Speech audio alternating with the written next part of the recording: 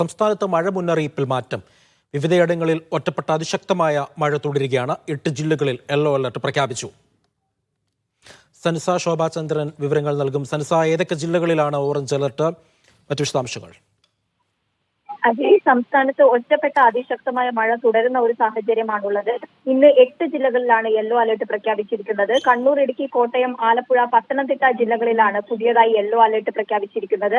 മൊത്തം 8 ജില്ലകളിൽ കണ്ണൂർ, കോഴിക്കോട്, തൃശൂർ, എറണാകുളം, ഇടുക്കി, കോട്ടയം, ആലപ്പുഴ, പത്തനംതിട്ട ജില്ലകളിൽ യെല്ലോ അലർട്ട് തുടരുന്ന സാഹചര്യമാണ്. ശക്തമായ മഴയ്ക്കൊപ്പം മണിക്കൂറിൽ 40 മുതൽ 50 കിലോമീറ്റർ വരെ വേഗതയിൽ ശക്തമായ കാറ്റിനും സാധ്യതയുള്ളതായി മുന്നറിയിപ്പുണ്ട്.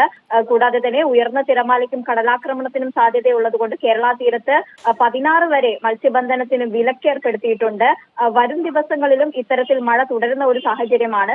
നാളെ കോഴിക്കോട്, കണ്ണൂർ, കാസർഗോഡ് ജില്ലകളിൽ യെല്ലോ അലർട്ട് പ്രഖ്യാപിച്ചിട്ടുണ്ട്. മറ്റന്നാൾ മലപ്പുറം, കോഴിക്കോട്, കണ്ണൂർ, കാസർഗോഡ് ജില്ലകളിലും യെല്ലോ അലർട്ടാണ്. 18-ാം തീയതിയും കോഴിക്കോട്, കണ്ണൂർ, കാസർഗോഡ് ജില്ലകളിൽ യെല്ലോ അലർട്ട് തുടരുന്ന ഒരു സാഹചര്യമാണ്. ഇത്തരത്തിൽ സംസ്ഥാനത്ത് ഒറ്റപ്പെട്ട അതിശക്തമായ മഴ തുടരുന്ന ഒരു സാഹചര്യമാണ്. ബംഗാൾ ഉൾക്കടലിൽ രൂപപ്പെട്ട ന്യൂനമർദ്ദത്തിന്റെ സ്വാധീന ഫലമായിട്ടാണ് ഇത്തരത്തിൽ സംസ്ഥാനത്ത് മഴ തുടരുന്ന ഒരു സാഹചര്യം നിലനിൽക്കുന്നത്.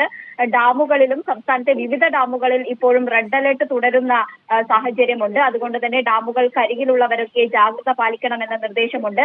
മലയോര മേഖലയിലും അതുപോലെ തന്നെ തീരദേശ മേഖലയിലുള്ളവരും ജാഗ്രത പാലിക്കണമെന്ന മുന്നറിയിപ്പാണ് കേന്ദ്ര കാലാവസ്ഥാ വകുപ്പിൽ നിന്ന് ലഭിക്കുന്നത്. ശരി, സനസയാണ് വിവരങ്ങൾ നൽകിയത്.